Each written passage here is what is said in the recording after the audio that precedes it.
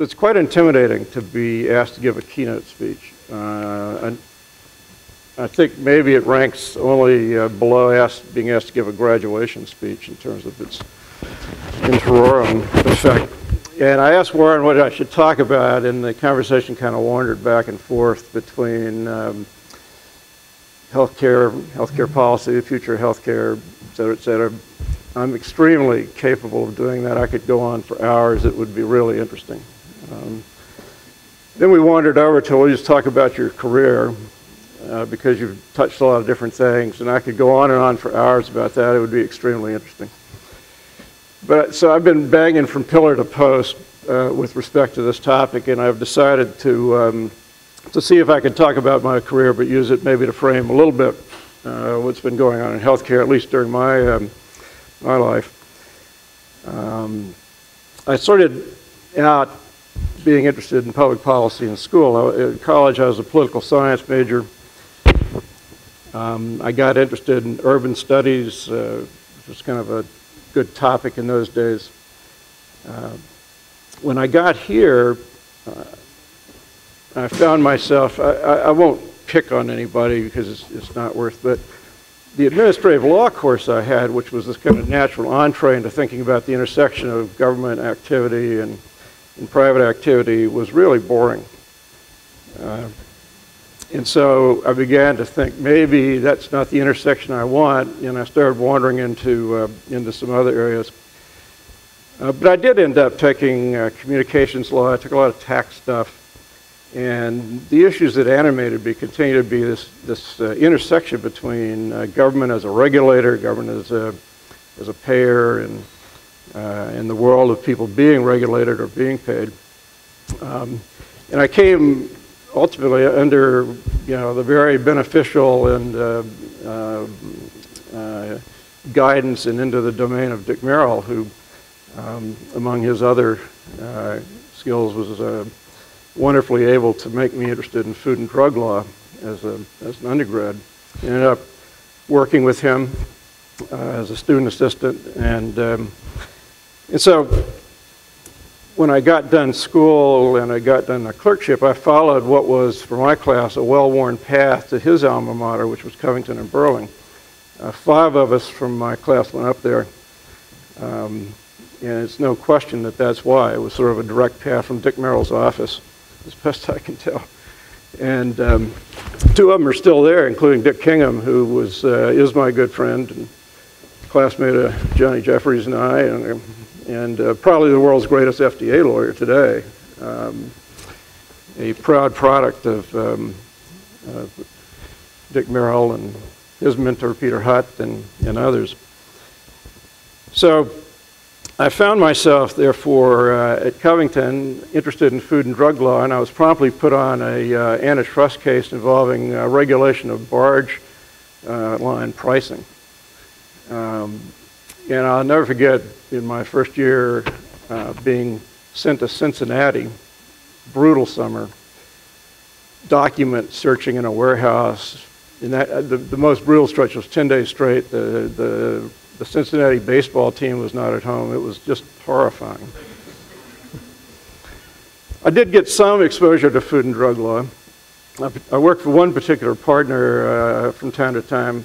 Among his topics was the many challenges of the Cosmetics, Toiletries, Fragrances Association, which was always in an uproar about some problem with red dye number 5 or some goddamn thing, and it was just intensely boring. It was just above using micrometers to measure trademarks, and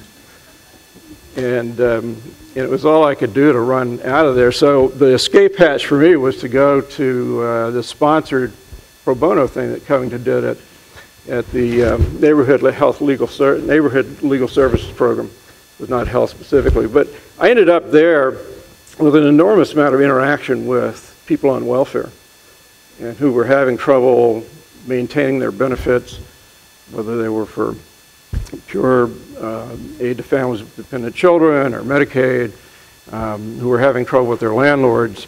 And so when I came back to Covington after my few-month tenure, I asked whether I could get into the domain of Chuck Miller, who had as a clientele states who were suing the federal government in general because the federal government was not living up to its financial responsibilities in various, by and large, welfare and other kinds of entitlement programs. He had nothing, and but I kept after him. And at one point, the state of New York came and hired Covington, and finally there was a job. And the task was to defend the state in the first sort of important cost containment litigation brought by the hospitals against the state as the Medicaid payer for cutting their rates and putting them on a so-called prospective payment system. This was in the mid-70s. New York was going broke. New York City almost went into bankruptcy. Some of the older folks here will remember that. It was a brutal time. We're actually, in some ways, moving towards that again if you look at the financial condition of many municipalities. But it was serious, and so the state had to save money, and they decided they had to save money in Medicaid. There was, you know, all the same conversations that are going on now about healthcare as a percentage of GNP, et cetera, were going on, and the state stepped up and changed the way it paid hospitals in order to do that. So from that day till this, I never looked back. I loved what I saw. I got interested in medicine. Who knew? I never knew anything about medicine. I got interested in science in ways that have made me, as my daughter would say, kind of a science groupie. I thought the ethics were interesting, the economics were interesting, the law was interesting. Plus, most of the time you're reading about something on the front page that involved the field. So I never looked back, and that's all I've done since. And of course, it's a huge business. So I've been able to find employment in lots of different ways. It's an interesting business in some ways. It really is an American cultural dilemma, right? So I'm from Boston, and every day I see dozens of license plates from New Hampshire that say, "Live free or die." And we're being exposed to a lot of that right now in the Republican primaries, I guess.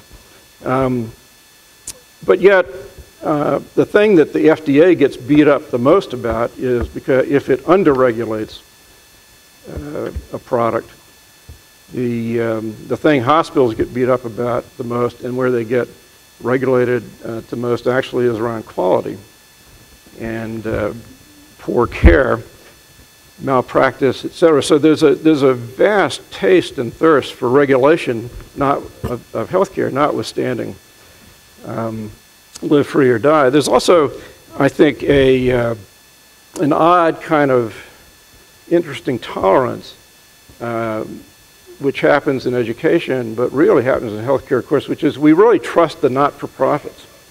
And we're a little uncertain about people who have profit motives.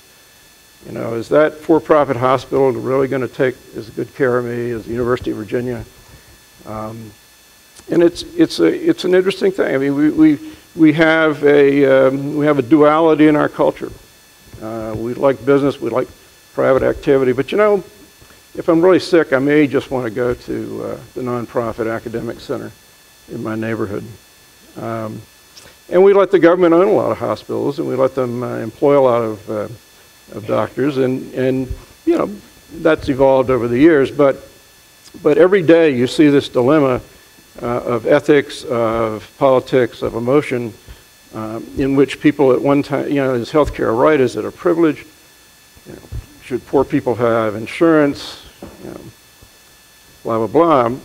It's not live free or die, and so I found it fascinating. I found it fascinating. In terms of law students, of whom I assume most of you are, it's a great field. You want to do M&A, securities law, corporate law, go for it.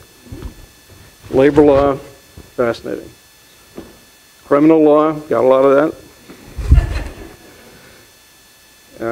You like entrepreneurs, you want to work with entrepreneurs, you want to be an entrepreneur, you want to be an investment bank, you want to be a venture capitalist. couldn't be a better field. And it's much more interesting at some ultimate level of how you feel about it when you get home than banking, just to choose one, in my personal opinion. That said, I found myself really liking the New York client. I got to know the governor's people, I got to know the health department people. I just enjoyed being around them. It was intense. I mean, it was a huge deal. This was a big lawsuit. It was big money. It was whether New York City and state would survive, at least to some extent, wrapped up in it.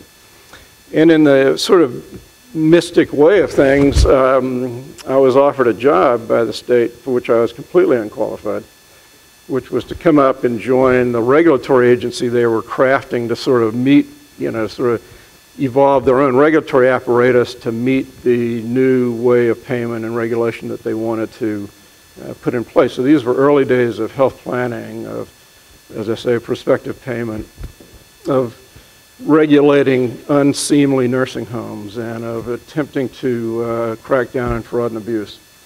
All of this sort of presaging themes that have gone on for years. So I took the job, I went up, and I became the #2 guy in this regulatory department. I was now a manager. I knew nothing about being a manager. I knew virtually nothing about politics. And indeed, when I got there, I remember thinking quite disdainfully for a while, how many of these judgments were not analytically, empirically, whatever, pure. They were political judgments. And it was kind of, you know, I felt odd about it. I'd gone to a good high school, I'd gone to a good college, I'd gone to a good law school, I'd had a good clerkship, a good law firm. And, you know, the premium was on really crystalline, clear thought, rigorous analysis, and reasonable people disagree, a better judgment comes out of the argument, yada, yada. And this was, well, that's all fine, but, you know, we promised the Archbishop that we were going to take care of this for him. Or you can't put poor Sister Marie Michelle Peartree out of business because she's got a, you know, she's a lovely nun, and her nursing home in Rochester may be out of compliance with the fire codes, but, you know, she's a lovely person. So I started getting introduced to that. And I also was surrounded by people who, by the measure of everybody in this room, were not as smart, I suppose. At some level, maybe mediocre.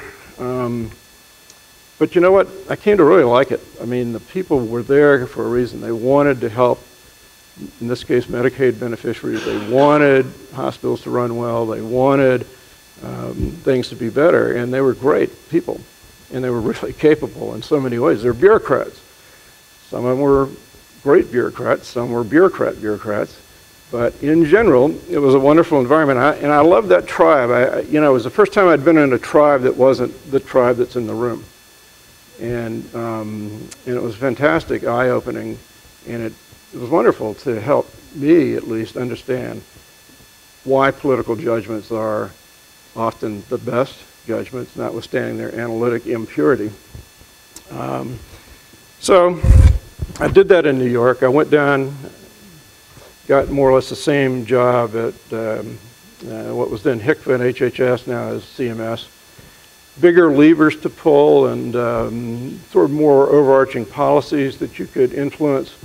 Not as much fun. I was never offered a bribe at HCFA, but I was offered a bribe in New York, which was great. You know, I remember sitting with a guy one time, the for-profit nursing homes in there, and we're talking about some labor thing. This is a guy from out on Long Island, great big guy, gold pinky ring, you know, the whole thing. He says, unions, don't worry about the unions. We don't have no problem with the unions. Okay, so you know, it was great.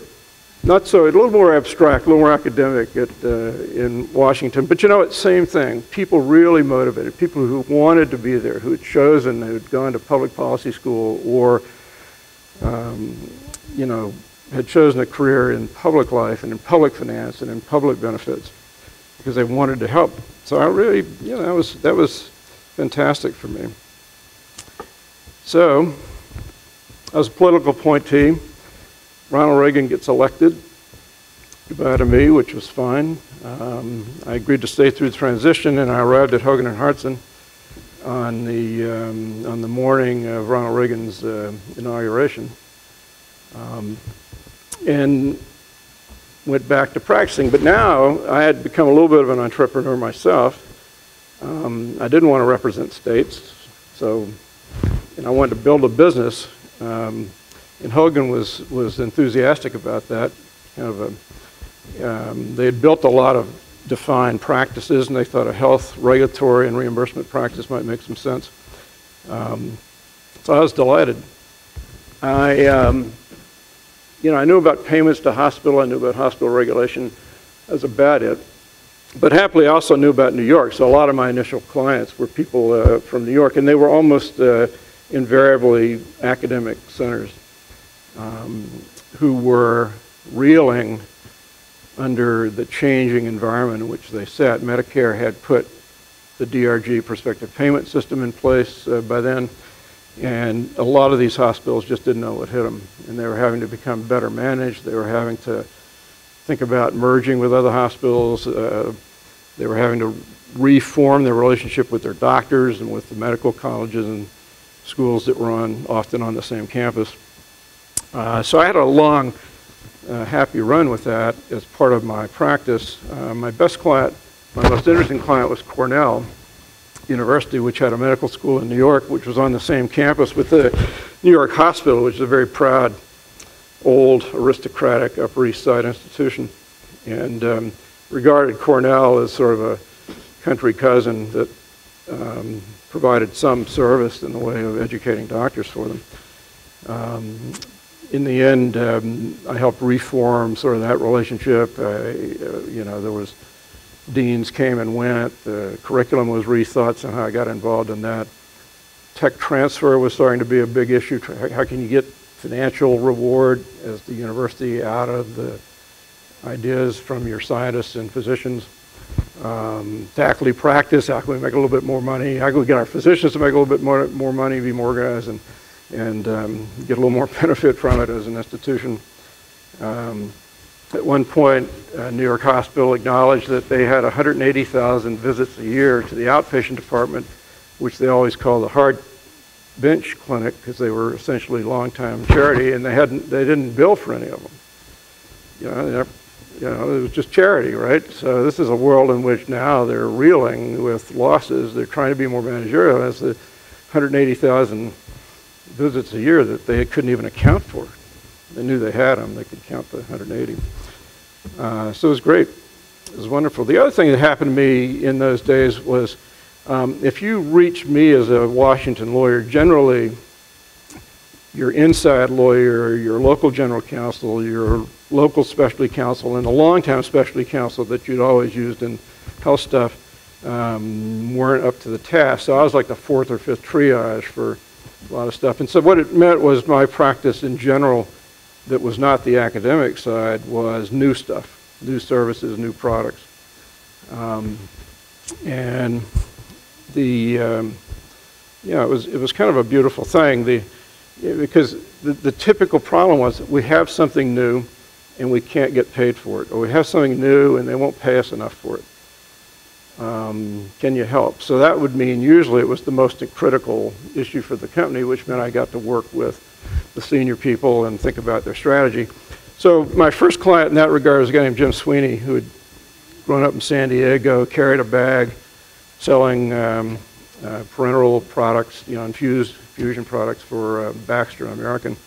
And Sweeney was very knowledgeable, as those companies were, about what had become a pretty new technology through. It was amino acids solutions, which you could then infuse into people who had no bowel function and keep them alive in very normal ways for a very long time. And in the cases of the people most needy, they would come to the hospital every day or every other day and get 6 to 8 hours of infusion, just sitting in the chair, spending a night. So Sweeney figured out you could get those patients home if they learned how to take care of themselves and you had proper nursing, especially pharma, delivery, et cetera, capabilities. And he set a little business up around it, working with the Cleveland Clinic, and then with other academic centers. And it was terrific. It was just what you want. It was a newly envisioned way of taking care of people, a new institution, if you will, emerging from the consequences of amino acid technology, which was relatively new. And he got funded by Kleiner Perkins, which is one of the backbone venture capitalists. It was the early days of venture capital in 1979, before I knew him. And then in the way of things, he kept building the business, kept going well. He took his company public in 1981. It was terrific. So it's all the things we think about today, entrepreneurship, American dream, get rich by a Ferrari. I see you should reference the Times, Kleiner Perkins from a couple days ago about where big fortunes are being made. They're on Sand Hill Road in Menlo Park now rather than in Wall Street. Kleiner Perkins is on Sand Hill Road. I was on Sand Hill Road last week, attempting to tap some of that fortune.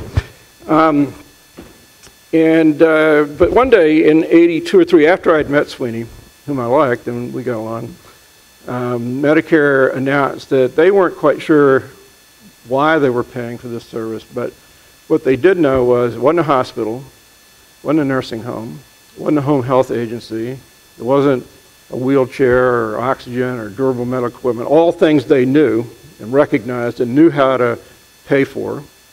So they weren't quite sure what to do. So Sweeney's stock went from 25 or 6 on the day that Medicare made this statement to 6 in about 3 days. And I ended up helping him, what turned out to be a couple of year thing, negotiating with Medicare. Is legal fiction still a turn of phrase? I love legal fiction. It was, I loved encountering it when I was here. And put me in good stead because I talked what was then HICVA into a legal fiction, that this whole service and the provision of the amino acid, blah, blah, blah, was really an artificial gut, and therefore was a prosthetic device. And they knew what a prosthetic device was. It was like a wheelchair. It was okay. They got it. They could pay for it. So then it was just a question of negotiating the price, and at that point we spent a little more, but it worked out okay. The irony of all this is, of course, that that home infusion business, which to this day is a really good way of providing care for a certain group of patients, became pretty seamy. So I actually became one of the great leading experts on fraud and abuse and payments to doctors.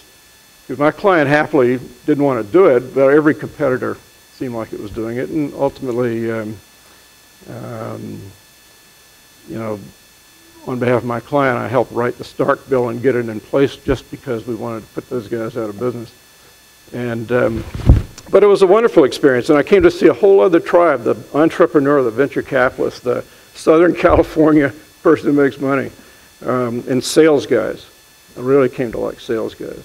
And I learned about sales guys. I used to go out with guys, they'd say, come on, let me take you out to see this doc and so you can see what we're up against in this fraud and abuse thing. And they were great. And it turns out, of course, it's a tribe, it's a profession, it's a flawed profession in many ways, but so here I now have had, this kind of arc. By 1985, I actually knew a lot about business. I knew about corporate development. I knew about private finance, I knew about public finance. I knew none of these things. I did not take a single course in corporation law, SEC, help me, corporate tax. And I knew nothing about business when I graduated. And I knew nothing about business for maybe 8 or 9 years after that because I was just doing public policy stuff. But the world, at least of healthcare, was so overlapping and so intertwined that, The other new thing that came up for me, by and large, was biotechnology. Again, coming online in a significant way in the 80s. So Amgen came in as a client, and Amgen was a year or two away from launching what would be the second product in biotechnology, which was erythropoietin. They had been working for years. They'd raised about $300 million bucks. They'd spent it on a bunch of stuff, but in general, EPO was going to be their big product, and had one other product coming behind that looked like it might succeed. To finance their company in the many ways in which they financed it, they chose as one tool to license out the rights to EPO. So they had licensed all the ex-US rights. They had licensed all the US rights, except for a core indication, which was for use in dialysis, to replace EPO that was gone and made patients somewhat anemic and made them more feel bad. And so you could replace the missing EPO in dialysis patients and they would feel better, hopefully function better. But they had one customer, federal government, Medicare, end-stage renal disease program. And this is the nightmare of all time for an entrepreneurial company. Not only are you going to be regulated by the government, it's your only customer. So I and others were hired, and we went through the following exercise. We said, look, you know, you got to, again, Medicare, bless their hearts, you know, they wanted to do the right thing. They wanted their beneficiaries. They had concluded that this would be good for their beneficiaries. So it's just a question of price. So we said, look, they've raised $300 million bucks. They raised $6 million in 1980 and 81 when they had a business plan. They raised blah, blah. And each time they raised it, there was this amount of risk. I mean, we could try and calculate it. And so by the time you get to the $300 million, you know, you can say how much risk a person might have felt putting in the money at that stage, buying the first stock in the first public offering, buying stock yesterday, whatever. So we say, here's how much we think we're going to sell. Here's what we know, because we know how many patients you have. We know what we think the dose is going to be. And here's how long it'll take to get increasingly used. Here's how many people will die, how many, you know, so it was a very interesting kind of exercise. So we said, you have to set the price at X per unit, given all these assumptions, in order to give a return on the investment which is appropriate to the investor at each of those different times. It was a very interesting model. And I can't remember, it's probably an internal rate of return of 30% or something like that. So you know, what is 30%? This is, you know. I remember sitting with Chuck Booth, who was in charge of reimbursement for Medicare. Then I said, well, Chuck, let me ask you something. You're a good guy. You're trying to provide for your family. You'll get a pension from Medicare. You have some savings. How much of your savings would you have given to George Rathman in 1980 for his business plan? None, right? Because you would have figured you're just going to throw it away. You weren't going to have any money. Amgen's about a year away from FDA approval, so we think it's going to be approved. But how much stock in Amgen would you buy today, if you could? He says, I don't know. I'm not sure I really want to buy any. I really got more kind of T-bills and stuff. I said, right. So you have a risk-free investment, X percent, whatever it was at the time. It was actually not too bad in those days, as you may remember, a lot of inflation. So think about all the guys who did this. So here's the thing. We have to make them feel good about having taken the risk. And if they don't feel good about it, then nobody else is going to feel good about taking the risk. This is like a pure play in industrial policy. We can have, you know, investment in this product by the federal government that rewards to some reasonable degree, or that's going to be that. This is the second healthcare, second biotech product. So they went for it. You know, it was actually, you know, the inspector general. I mean, it was a very complex exercise, but they bought it.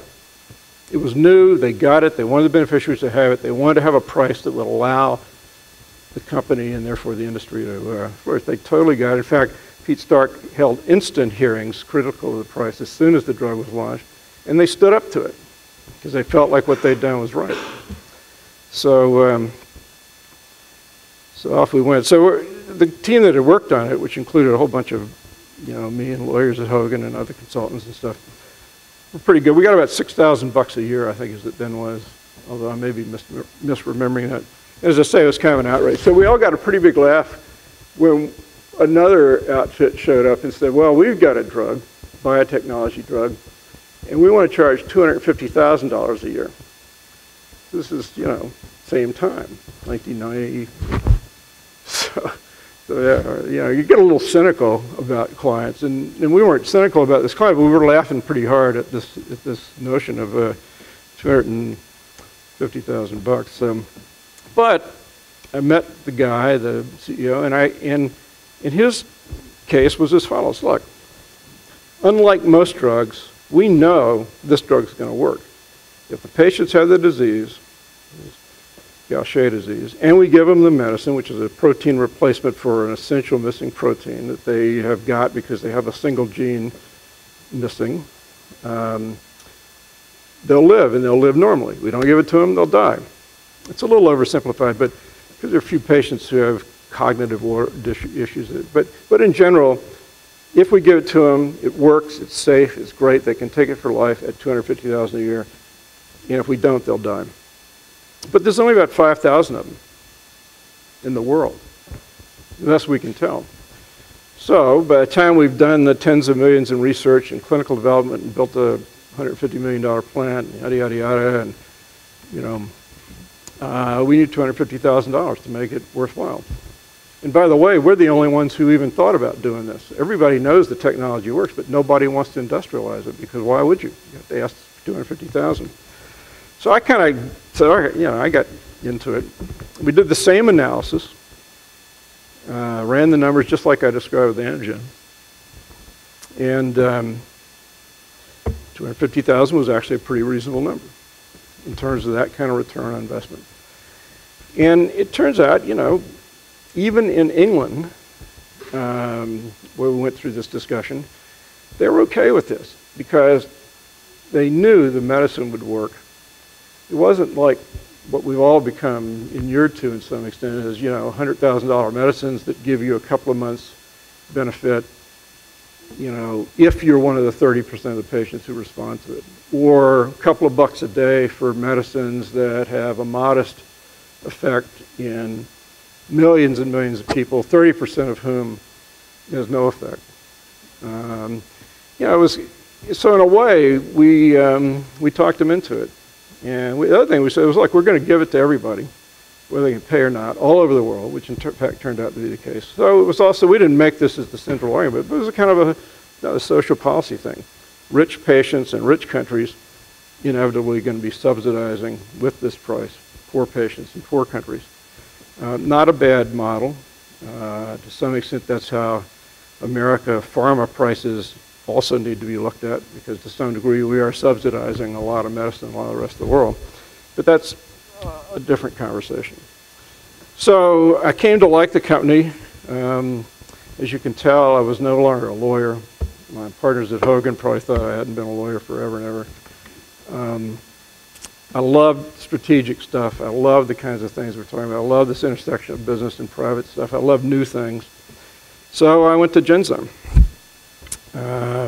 where I stayed for 12 years, having represented for 8. The arc of that company, now bought by Sanofi, as some of you may know, was to go from a startup in '81 to a $20 billion acquisition by Sanofi, having tripped up, made some mistakes as a growing company. You know, 3 employees to 12,000. Fantastic run. And so I could go on and on forever, but I'm not. I'm going to stop. I would like a little time for questions, just in case. Yeah. But I do want to make a couple of points. Now, and this is more for the students. You know, one thing is, it's okay, it's a proud thing to be a member of a tribe, to be an apprentice, to be a young trainee and a mid-level professional and a senior level professional and a wise sage and then kind of a duffer, you know, whatever the arc of professions is. But you gotta understand the other tribes. I mean, most of my work has been trying to make things move horizontally across these vertically organized tribes, most of whom don't like the others, and you know, and don't work very well together. And it's often because people just don't understand. There's also kind of this hierarchy of professions which trips things up. So, you know, the scientists look down to doctors, and the doctors look down on the lawyers. The lawyers all think business school is a joke. And the business school guys all think that sales guys are a joke. Engineers are kind of neutral, you know. They're certainly not scientists, by God, but they're not sales guys. And so they're useful people. It's good to have them here somewhere. But you can't get wrapped up in that. You have to understand the other tribe, you know, especially if you're going to be effective getting things done. You know, I felt sometimes when I was practicing in Washington, you know, that my client would be speaking Chinese and the government guys were speaking French, and, you know, it's so fascinating. I was like a UN translator, you know. I sort of would get the Chinese not speaking to the thing. And a lot of it was just trying to say to people on either side, look, here's the problem that they're dealing with. It's a real problem. So you say to your client, the government has a real problem they have to deal with. You have to understand that problem. You have to understand where they're coming from to get yourself in their frame of mind. You have to agree, and let's see if you can work something out. And I think, you know, that's just an essential part of the deal. I'm in a project right now in which the lawyers are being just tremendously difficult. Fortunately, not the companies that I'm associated with, is a different thing. You know, their client, which is the business unit of this big company, really enthusiastically wants to get something done with another company. And the lawyers are being pains in the ass, and it's because they don't quite get it. You know, they are fixed on what lawyers really know well, which is indemnification.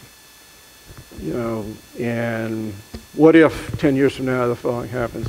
And it's an odd and frustrating thing to see, and I've seen it 100% of the time, it seems like, in deals I've done. The lawyers didn't get it. They didn't kind of understand even as well as they should what their clients were trying to accomplish. They didn't understand how to help the client get what the client wants while, you know, keeping them out of trouble. So ignore the hierarchy of professions if you can. Try to be embracing of salespeople. They are good people, even if they're your clients. The other thing that I want to say is life is long, and this is again for the students. If you try this and you don't like it, you try that, you don't like it, you try this and it was a terrible mistake, and you got to recover from it, and by the time you're under your feet and you've hit your stride, you're in your late 30s or even your mid 40s or whatever, it's okay. Most of us going to work way beyond that. You're going to work in our 60s, or who knows, maybe 70 is the new 60 and the new retirement age will be 75. I mean, nobody knows really. So, you know, if you hit stride at 40, you got 25 or 30 years to go, right? So, so you can take risk in your career.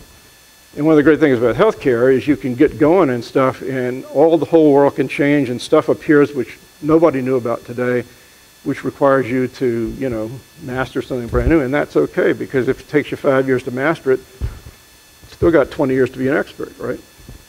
So I'm only making this point a little bit because Warren and I talked about it last night, and because I give my kids this speech more or less perpetually. I mean, I went up to Genzyme, moved to Boston, started really a fundamentally new career, loved that period, the next 12 years, learned an enormous amount.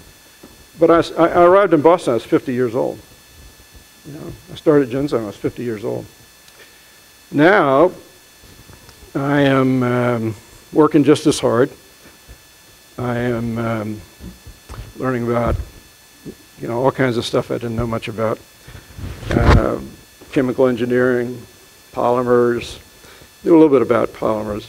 You know, vascular biology, the Australian public markets, you know, the world of interventional radiology and its kind of, you know, shifting place in between interventional cardiology and vascular this and that. Aortic aneurysm repair, just all this stuff I didn't know anything about. I'm taking notes. I take notes furiously all day long. I keep notebook after notebook. I'm like a perpetual student. You know, I'm raising money and learning how little I actually knew about venture capital, notwithstanding that I thought I knew a lot about it. There's nothing like sitting on the other side. And I'm having a great time. I'm 64 years old. So, you know, I was laughing with John before. You know, one of the messages here is you can take 50 years to kind of figure out what you want to do.